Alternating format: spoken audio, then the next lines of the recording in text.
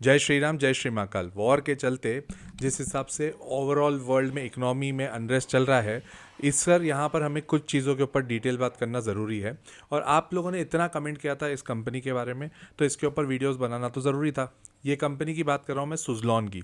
सुज़लॉन में एग्जैक्टली क्या चल रहा है, क्या हो रहा है, क्या ये अच्छी अपॉर्चुनिटी है अभी इन्वेस्ट करने के लिए या नहीं, इन सब के ऊपर एक डिटेल वीडियो आपके सामने है। बट ये ध्यान रखिएगा, ये कोई बाइंग सेलिंग रिकमेंडेशन नहीं है। इसको प्लीज़ समझिएगा कि किस तरह से सुज़लॉन को हमें देखना है और किस तरह से सुज़लॉन के ऊपर हमें फोकस करना है, राइट। तो जैसा कि आप जानते हैं कि जब मैं इस तरह के डिटेल वीडियो बनाता हूं तो मैं उसको कुछ चैप्टर्स में कवर करता हूं। इसको मैंने प्राइमरली 3 चैप्टर्स में कवर कर रहा हूं मैं इसको। एक तो है न्यूज़, दूसरा है फाइनेंशियल्स, और थर्ड हम लोग बात करेंगे टेक्निकल्स के ऊपर। इस कंपनी के ऊपर मैंने पहले भी काफ़ी वीडियोस बनाए जहां पर कंपनी के बिजनेस के बारे में मैंने काफ़ी डिटेल में बात करी हुई है। तो उसी को अगर हम कंटिन्यू करते हैं तो बिजनेस को वापस रिपीट हम लोग नहीं करेंगे। दूसरी चीज़, अगर आप मेरा एक्सक्लूसिव कंटेंट देखना चाहते हो तो इस वीडियो के नीचे एक ज्वाइन का बटन है, उसको ज्वाइन कर दीजिए। एक्सक्लूसिव ग्रुप में ऐड हो जाइए, जहां पर मैं आपको मार्केट रिलेटेड अपडेट बहुत तेज़ी से देता हूं और वहां पर अलग अलग एक्सक्लूसिव वीडियोस मिड कैप और स्मॉल कैप के ऊपर भी आते हैं। सो न्यूज़ के ऊपर हम बात करते हैं। सबसे पहले मोतीलाल ओसवाल, जो कि एक बहुत ही दिग्गज ब्रोकर हैं, उन्होंने कहा है कि यहाँ से सुज़लॉन 62% की रैली कर सकता है। 62% की रैली। और इनका एक पर्पज़ ये बोलने का ये भी है क्योंकि सुज़लॉन ने सोलर में भी अपनी अच्छी खासी पकड़ बनाना चालू कर दी है। Suzlon already wind energy company है, जो कि रिन्यूएबल सेक्टर की कंपनी है। अब यही कंपनी अगर सपोज आती है और बोलती है कि हम सोलर में काम करेंगे, तो ऑटोमेटिकली इसका रुझान बनता है अच्छा। दूसरी चीज़, BESS। BESS का फुल फॉर्म होता है battery energy storage system, base बोलते हैं उसको। अब बेस में भी ये लोग आएंगे, मतलब बैटरीज भी बनाने की बात कर रहे हैं और दूसरा सोलर में आने की बात कर रहे हैं। एक विंड एनर्जी कंपनी है। विंड एनर्जी में अगर मैं रिन्यूएबल एनर्जी की बात करूं तो विंड, हाइड्रो और सोलर, ये 3 कंपनीज होती है। एनएचपीसी भी कोशिश कर रही है सोलर में अच्छा खासा आने का, बट एनएचपीसी का अभी तक बहुत ज़्यादा नोटिफिकेशंस नहीं है एज कंपेयर टू सुज़लॉन की जो डेवलपमेंट्स हुए हैं वो। दूसरी चीज़, MPM, मटेरियल प्राइस मूवमेंट के चक्कर में अभी एज ऑफ नाउ बहुत ज़्यादा इसमें फ्लक्चुएशन आ रहा है। कारण समझो, अगर मिडिल ईस्ट में वॉर होता है और मिडिल ईस्ट में जिस हिसाब से अनरेस्ट चलता है, उसके बेसिस पे अगर मैं डेप्थ में जाऊंगा तो ये मुझे समझ में आता है कि इन्फ्लेशन वर्ल्ड वाइड बनेगा। इंडिया में तो कंपैरेटिवली कम बनेगा as compare to Middle East countries, और उसके अलावा यूएस में जितना इन्फ्लेशन बनेगा उससे तो कंपैरेटिवली इंडिया में कम बनेगा। बट इन्फ्लेशन होगा तो सही। तो मटेरियल प्राइस के मूवमेंट MPM के चक्कर में इस कंपनी को थोड़ा सा प्रॉब्लम हो सकता है। That is the second thing which you need to focus on. Third, इनके पास ऑर्डर बुक अभी बनी है 6.5 गीगावाट्स की, ठीक है। और ये गीगावाट्स जो इनको देने हैं वो FY26 के Q4 में इनको 0.9 गीगावाट्स का देना है और 2027 में 3.4 गीगावाट्स का देना है।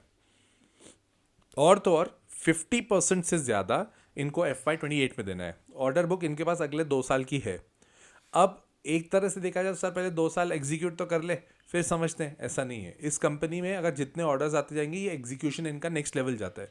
तो it is good for the company, they should get orders, they are getting orders, that is why the company is looking good.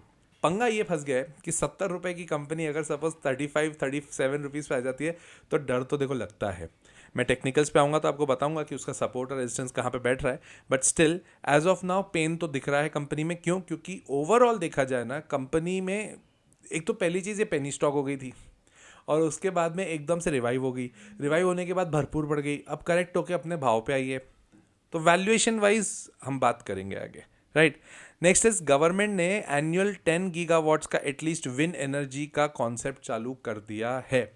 कहने का मतलब कि गवर्नमेंट 10 गीगावाट्स विंड एनर्जी से करना चाहती है, जिसमें दूसरी कंपनी आपके सामने आएगी आइनॉक्स, आइनॉक्स विंड। और एक बेटर कंपनी कौन सी होगी? सुज़लॉन। तो ये दोनों कंपनीज को अगर अच्छा खासा ऑर्डर मिलना, मतलब in short government is focusing on renewable. सिर्फ रिन्यूएबल में हाइड्रो, सोलर नहीं, ये विंड एनर्जी पे भी काम कर रही है। इंडिया में खपत बहुत है, और अगर इंडिया में खपत कम हो जाती है तो बाहर की कंट्रीज में बहुत ज़्यादा खपत है जो इंडिया उसको सप्लाई कर सकती है। तो पावर सेक्टर अभी स्लो है, बट लॉन्ग टर्म के लिए अच्छा सेक्टर है, स्पेसिफिकली इंडियन पावर सेक्टर।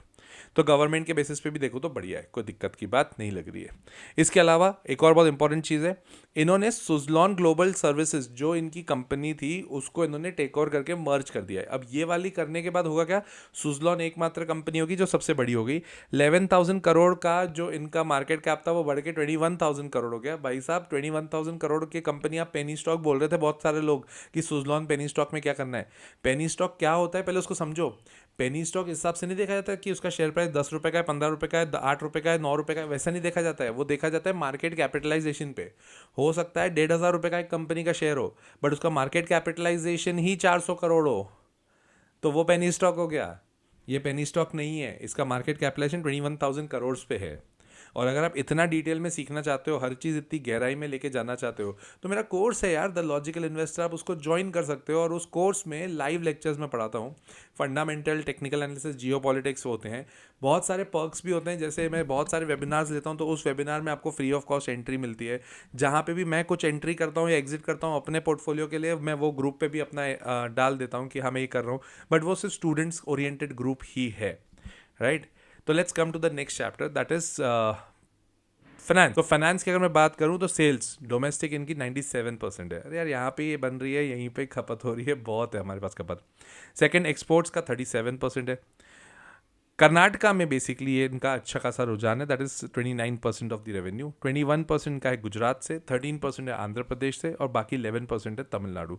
मतलब आप देखेंगे नॉर्थ में बहुत ज़्यादा काम नहीं करती है, western part of the country और सदर्न पार्ट में ज़्यादा कर रही है। क्लाइंटल इनके पास सॉलिड है, हर दूसरा तीसरा बड़ा क्लाइंट इनके पास क्लाइंट है, तो दैट इज़ तो गुड। वैल्यूएशन पे आते हैं, 17 है प्राइस अर्निंग रेशियो इस भाव पे। इंडस्ट्री का 30 है, इनका 17 है।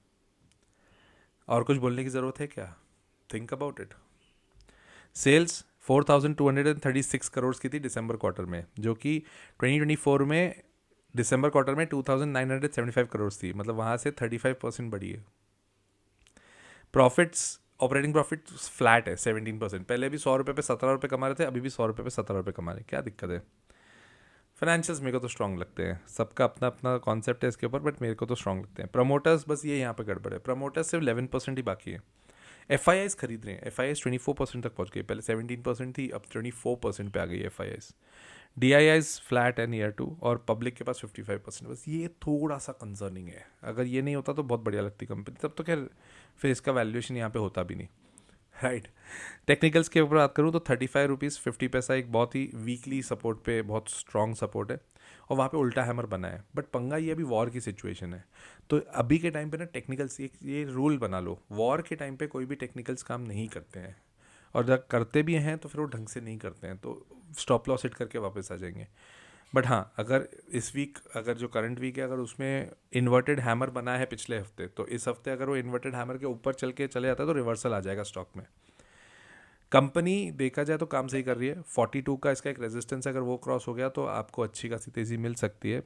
ये इतना डिटेल में सीखना है तो मैंने आपको कोर्स का डिटेल दे दिया है, आप कोर्स ज्वाइन कर सकते हैं। मैं थोड़ा थोड़ा अभी इन्वेस्ट करना वापस चालू किया है सुजलॉन में, और मेरा तो विजन है, 5 साल का विजन है, बट मैं थोड़ा थोड़ा इन्वेस्ट कर रहा हूँ क्योंकि मार्केट थोड़ा स्लगिश है, मार्केट में थोड़ी प्रॉब्लम चल रही है रिगार्डिंग वॉर, उसके चक्कर में। अदरवाइज़ तो मेरे को कंपनी में कोई दिक्कत ऐसे बहुत से ज़्यादा दिखती नहीं है। आपको क्या लगता है, क्या सुजलॉन वापस 70 रुपये पे जाएगा जो उसका मेन प्राइस था, या फिर ये यहाँ से कंपनी बैठ जाएगी? क्या ये नया ओला बनेगा, ओला इलेक्ट्रिक बनेगा, या ये एक विंड एनर्जी में नया लेवल पे लेके जाएगा?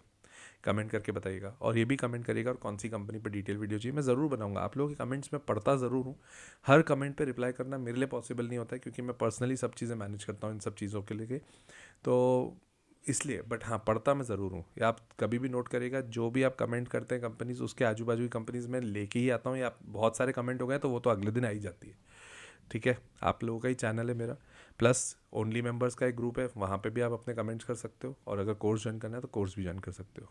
तो मिलता हूँ अगले वीडियो में, टिल देन जय श्री राम, जय श्री महाकाल।